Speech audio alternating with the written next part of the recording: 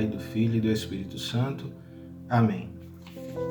Vinde, Espírito Criador, as nossas almas visitai e enchei os corações com vossos dons celestiais.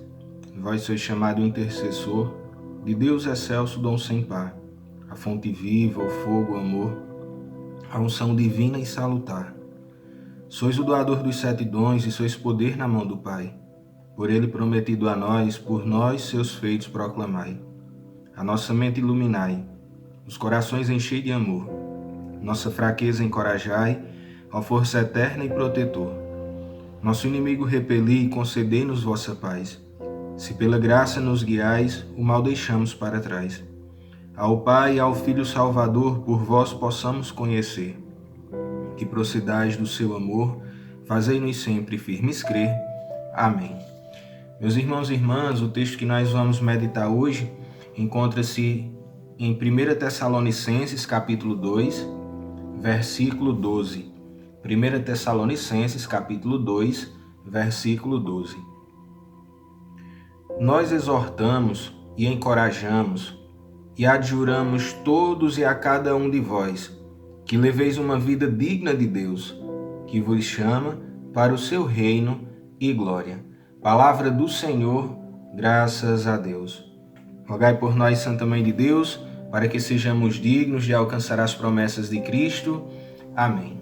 Meus irmãos e irmãs, o texto que nós acabamos de ouvir, esse pequeno versículo, mas rico em profundidade teológica, rico em tudo aquilo que o Senhor quer nos ensinar, com esse pequeno trecho.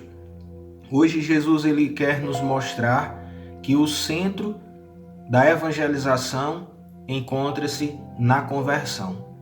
O centro da evangelização é a mudança de vida, é levar as pessoas a quererem essa mudança de vida. E nesse pequeno versículo que nós acabamos de meditar, o próprio Senhor, por meio de Paulo, ele nos mostra isso. Quando Paulo vai nos dizer: nós exortamos e encorajamos a todos e a cada um que leveis uma vida digna de Deus, que vos chama para o seu reino e glória. Vamos tentar compreender o contexto quando Paulo escreve aqui essa carta. Essa primeira carta, de Paulo aqui aos Tessalonicenses é uma das cartas mais antigas do Novo Testamento. Ela foi escrita por volta mais ou menos ali do ano 50 depois de Cristo. Paulo havia fundado a comunidade da Tessalônica e dali havia partido para Atenas, como a gente vai ver, é narrado por Lucas, lá nos Atos dos Apóstolos, no capítulo 17, versículos de 1 a 9. Logo após Paulo sair de Tessalônica, ele vai para Atenas pregar lá. E chegando em Atenas, Paulo envia Timóteo para a comunidade de Tessalônica, para que ele saiba como anda aquela comunidade, ele veja como está o andamento daquela comunidade, visto que a comunidade era uma comunidade recém-convertida, uma comunidade nova. E Paulo envia Timóteo, esse jovem bispo, para lá, para a comunidade tessalônica, e Paulo também escreve aqui essa carta à comunidade, retratando um pouco a sua estadia na comunidade, como foi, a fé dos tessalonicenses, e aí ele vai começar uma série de exortações também acerca de como eles precisam proceder. Então Paulo vai relembrando como foi a recepção dos tessalonicenses à palavra de Deus, como foi a fé deles e tudo mais. E aí Paulo chega em um ponto que Paulo ele começa a falar justamente isso, mostrando que o centro de toda a evangelização ele encontra-se na conversão. É a palavra de Deus. O motivo da pregação, o motivo dos testemunhos, o motivo dos eventos que a renovação carismática ela propõe para todos nós, o motivo das celebrações, tudo. O objetivo é esse, é levar os filhos e filhas de Deus cada vez mais à conversão, a essa mudança de vida. Esse precisa ser o centro da evangelização. Nós estamos vivenciando esse mês missionário e esse mês também que é dedicado ao Rosário. E por que a igreja sabiamente dedica esse mês a esses dois temas importantes? Porque Não há evangelização sem oração. Primeiro eu escuto a Deus aquilo que o Senhor deseja falar e só assim eu falo, transmito aquilo que Deus ele quer que seja falado ao povo. Então não é um show, não é um faz de conta, não é nada do tipo. É evangelização, é mudança de vida, é propósito com a palavra de Deus. Por isso que Paulo vai dizer aqui: eu vos exorto e encorajo para que todos e cada um de vós leveis uma vida digna de Deus, que vos chama para o seu reino e glória. E o que Paulo quer dizer aqui com levar uma vida digna de Deus? Ou seja, ele aqui está nos mostrando, nos indicando o caminho de que quando eu digo que eu quero viver a vontade de Deus, que eu quero viver a palavra de Deus, eu preciso adequar realmente a minha vida à palavra de Deus, à vontade de Deus, e não querer que ela se adeque a mim. A palavra de Deus ela é viva e atual. Ela não precisa de atualizações aqui entre aspas, porque o que acontece? Muitas vezes nós queremos justificar os nossos erros usando até mesmo a palavra de Deus.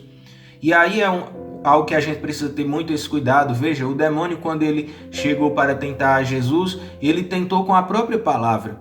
Então, nós muitas vezes também queremos utilizar da palavra de Deus para justificar muitas vezes os nossos pecados, as nossas mazelas, mas nós precisamos ter isso em nossa mente, que quando eu quero realmente viver essa vontade de Deus em minha vida, eu preciso adequar a minha vontade, os meus planos, o meu querer precisa fazer parte agora dos planos, da vontade de Deus. Eu preciso escutar aquilo que Ele deseja para a minha vida e adequar. Então, quando Ele diz aqui que Ele exorta e encoraja para que todos levem uma vida digna de Deus, ou seja, nós precisamos buscar cada vez mais, lutar contra o pecado, buscar a graça da conversão, para que possamos ser dignos de Deus, de entrar na morada celeste. Os santos estão para nós justamente para isso, para nos lembrar de que a graça da salvação é para todos. O Senhor, quando morreu numa cruz, morreu para salvar a toda a humanidade. Mas, no entanto, é necessário que eu queira essa graça da conversão. É importante perceber que a conversão ela passa por alguns aspectos. Quais são esses aspectos? Primeiro aspecto, eu preciso querer. Precisa ser algo que eu quero a mudança de vida, eu preciso desejar isso. Ninguém vai conseguir forçar o outro à mudança de vida, forçar algo. Eu preciso querer. Esse é o primeiro aspecto. Segundo aspecto, só por a minha força, por a minha própria vontade eu não consigo. Então eu preciso do auxílio do Espírito Santo. É o Espírito Santo quem me convence dos meus pecados, quem me dá a graça da mudança de vida, quem me dá a graça de lutar contra aquele pecado constante, aquele espinho na carne que nós trazemos, é o Espírito Santo quem nos auxilia. Tiago vai dizer que a fé sem obras ela é morta, ou seja, o que significa aqui?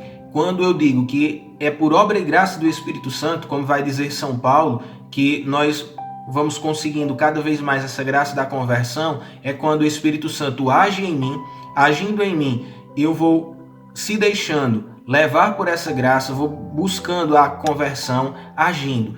O Espírito Santo vem e me inquieta, me tira do comodismo e me leva a algo, a mudança de vida, me leva a desejar esse céu.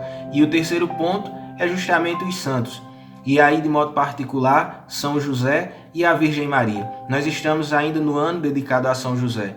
E nós aprendemos que não existiu nenhum santo dentro da igreja que chegou à graça da santidade do altar sem que eles nutrissem uma profunda devoção à Virgem Maria e a São José. Eles são exemplos, sinais para nós de santidade, de que a graça da salvação, da conversão é possível para todos nós.